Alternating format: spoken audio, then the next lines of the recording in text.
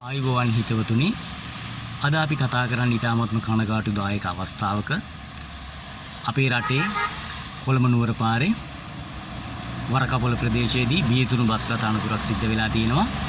දන්න තරමින් බස් රථ දෙකක් එකට ගැටලා තියෙනවා. මිනිසු 35ක් පමණ රෝහල් වලට ඇතුළත් කරලා තියෙනවා කියලා තමයි විධිමත් නොවන ආරංචි මාර්ග වලින් දැනගන්න ලැබිලා තියෙන්නේ. හිතවතුනි කොහොම වුණත් අපේ රටේ මේ අනතුරු වෙනවා. දැන් අපිට මතකයි 2025 පෙබරවාරි මාසේ 10 වෙනිදා තෝරයාය ප්‍රදේශයේදී මේ වාගෙම එකම දිශාවට යන බස් දෙකක් එක බස් එක පිටිපස්සේ අනිත් බස් එක හප්පලා ලොකුම අනතුරක් සිද්ධ වෙලා තියෙනවා. මේකෙදි අපේ රටේ වටිනාම ජීවිත 4ක් අපි දන්න තරමින් 4ක් සම්පූර්ණයෙන්ම නැති වෙලා ගියා. ඊට අමතරව සමහර අයගේ අතපය ගැලවිලා ගිහිල්ලා තිබ්බා. ඉතින් මේ නිසා මේ පිරිස සදාකාලික ආබාධිත වෙන්නට ඇති. සමහර අයගේ අතපය අහිමි වෙන්නට ඇති. ඉතින් මේ කට්ටිය ඊටාම අසරණයි. මේ අසරණතාවයේ වෙනුවෙන් අපි රටක් හැටියට අපිට මොකද්ද කරන්න පුළුවන් හිතවතුනි? අපිට මොකද්ද කරන්න පුළුවන්? අපේ රටේ මේ අනතුරු වැළැක්වීම සම්බන්ධයෙන් තිබෙන නීති රීති ප්‍රමාණවත්ද? අපිට මේ සම්බන්ධයෙන් අපි කතා කරන්න ඕනේ. මේ සම්බන්ධයෙන් කතිකාවතක් ගොඩ නැගෙන්නටම ඕනේ. සාමාන්‍යයෙන් මාර්ගයේ පොලිසිය ඉන්න නිසා විශාල අනතුරු ප්‍රමාණයක් අඩු වෙනවා. එහෙමත් නොවුනා නම් අපිට මොන වාගේ තත්යකට මුහුණ දෙන්න සිද්ධ වෙයිද? කෙසේ වෙතත් අපි අනතුරු සම්බන්ධයෙන් කතා කරනකොට හිතවතුනි අපේ ප්‍රවාහන පද්ධතියේ තියෙන ප්‍රවාහන පද්ධතිය පිළිබඳ තියෙන වගකීම පිළිබඳව අපි අවධානය යොමු කරන්නටම ඕන හිතවතුනි. ඔබට මේ අනතුර සිද්ධ වුණා නම් ඔබට මොකද වෙන්නේ? අපේ රටේ මිනිස්සු හොඳයි. මිනිස්සු හොඳ නිසා ඔබ රෝහලට ගෙනින් දායි. වෛද්‍යවරුත් හොඳ නිසා සහ රෝහල් කාර්ය මණ්ඩලය හොඳ නිසා යහුසුලුව ඔබට ප්‍රතිකාර කරයි. හැබැයි මේ ප්‍රතිකාර මොනවා කරත් මේ සම්බන්ධයෙන් අනතුරක් සිද්ධ වුණාම ඔබට තියෙන රැකවරණය මොකක්ද? සාමාන්‍යයෙන් බස් රථයක යනකොට අර අපි සාමාන්‍යයෙන් කතා කරන රක්ෂණයට එහා ගියපු රක්ෂණයක්, අසීමිත රක්ෂණයක් මගීන්ට තියෙනවා. ඉතින් මේ අසීමිත රක්ෂණයෙන් වන්දි මුදල් එහෙමත් නැත්නම් රක්ෂණ මුදල් ලබා ගන්න පුළුවන්. අපි සාමාන්‍යයෙන් දන්නවා අපේ රටේ මේ වාගේ මුදලක් සාමාන්‍යයෙන් රක්ෂණයකින් මුදලක් ලබා ගැනීම කියන්නේ ඒක ඊටාම අපහසු කාර්යයක්. ඉතින් මගියෙක් හැටියට තමන්ගේ ගෙවිය යුතු ගමන් ගාස්තුව ගෙවලා ඔබ අපි බස් එකට නගිනවා. බස් එකට නැංගාම අපිව හප්පලා සමහර වෙලාවට අපිව මරලා දානවා. සමහර වෙලාවට අපි සදාකාලික ආබාධිත කරලා දානවා. එතකොට මගියා වෙනුවෙන් මේ රටේ මොකක්ද තියෙන තත්ත්වය?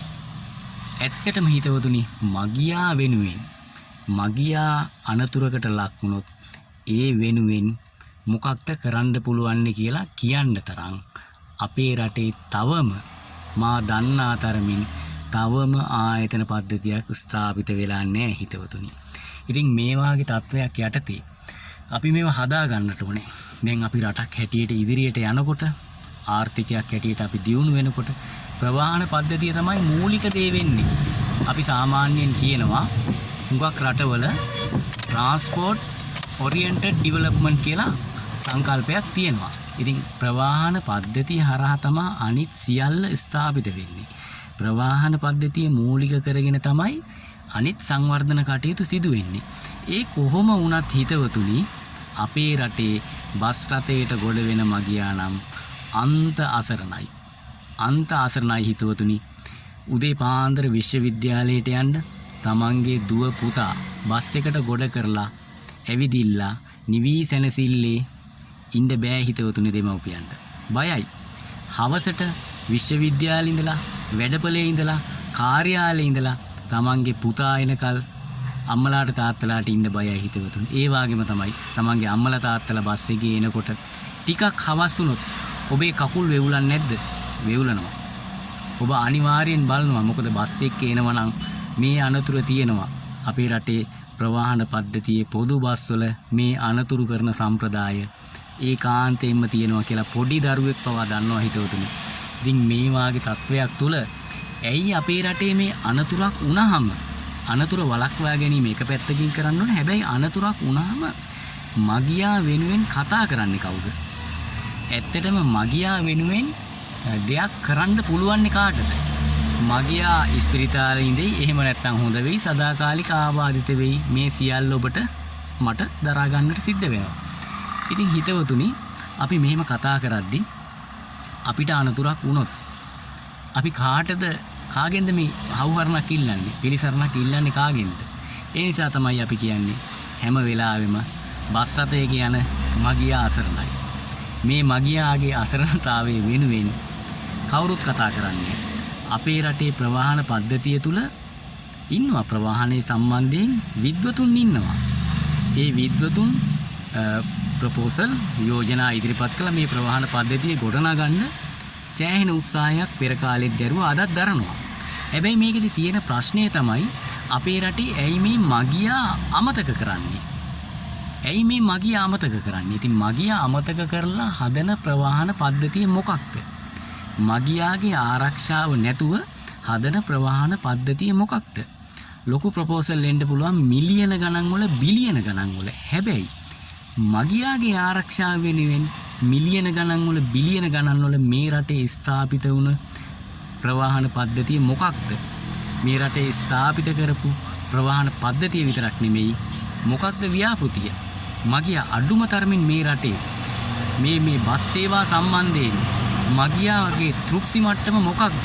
මගියා දරන ආකල්ප මොකක්ද කියන්න කෙරුණ සමීක්ෂණයක් අපේ රටේ තියෙනවද? මේ දත්ත තියෙනවද? පුළුවන් නම් හිතවතුනි ඔබ කොමෙන්ට් කරන්න. ඔබ දන්නවා නම් මගියා වෙනුවෙන් මගීන්ගෙන් අදහස් ගත්ත මගියා මේ බස් සේවාව සම්බන්ධයෙන් මොනවද ඉල්ලුම් කරන්නේ? මගියාට මොනවද මේ බස් සේවාවේ ඕනේ? මේ බස් සේවාවේ නවීකරණය කරන්න ඕනේ මොනවද? එතකොට මගියාට මේ බස් සේවාවේ ගමන් කරනකොට තියෙන ප්‍රශ්න මොනවද කියලා ගත්ත සමීක්ෂණයක දත්ත තියෙනවද ඔබලට? ඇත්තටම ඔබ තියෙනවා නම් කොමෙන්ට් කරන්න මේ යටතේ. මම දන්න තරමින් මමත් ප්‍රවාහනයේ සම්බන්ධ හසල දැනුමක් තියෙන පොදු ප්‍රවාහනයේ සම්බන්ධ හසල දැනුමක් තියෙන ඔබ වැනිම සාමාන්‍ය මගියෙක්. ඉතින් මටත් මේක ඇත්තටම හොයාගන්න බැරි වුණා. ඒ නිසා හිතවතුනි අපි අනතුරු ගැන කතා කරන්න ඕන. විශේෂයෙන් මේ රටේ මේ අලුත් ආණ්ඩුවත් එක්ක යන මේ ගමනේදී අනිවාර්යයෙන්ම මගියා කේන්ද්‍ර කරගත් ප්‍රවාහන පද්ධතියකට අපේ YouTube හිතවතුන් අනිවාර්යයෙන්ම සහයෝගය දෙන්න ඕනේ. අපේ YouTube හිතවත්තු බොහෝ දෙයක් කරනවා. ඒ නිසා මම ඔබතුමාලගෙන් අපේ YouTube කරන සහෝදර සහෝදරියන්ගෙන් ඉල්ලා සිටින කරුණා කරලා අපි කතා කරන්නට ඕනේ අනතුරක් වුණාම පොදු බස් රථයක ගිහිල්ලා අනතුරක් වුණාම මගියා වෙනුවෙන් කරන්නේ මොකක්ද? මගියාගේ අයිතිවාසිකම් කියන්නේ මොකක්ද? මගියාගේ අයිතිවාසිකම් තිබෙනවා නම් ඔහුට අනතුරක් වුණාට පස්සේ ඔහුට රැකවරණය දෙන්න තියෙන ආයතන මොනවද?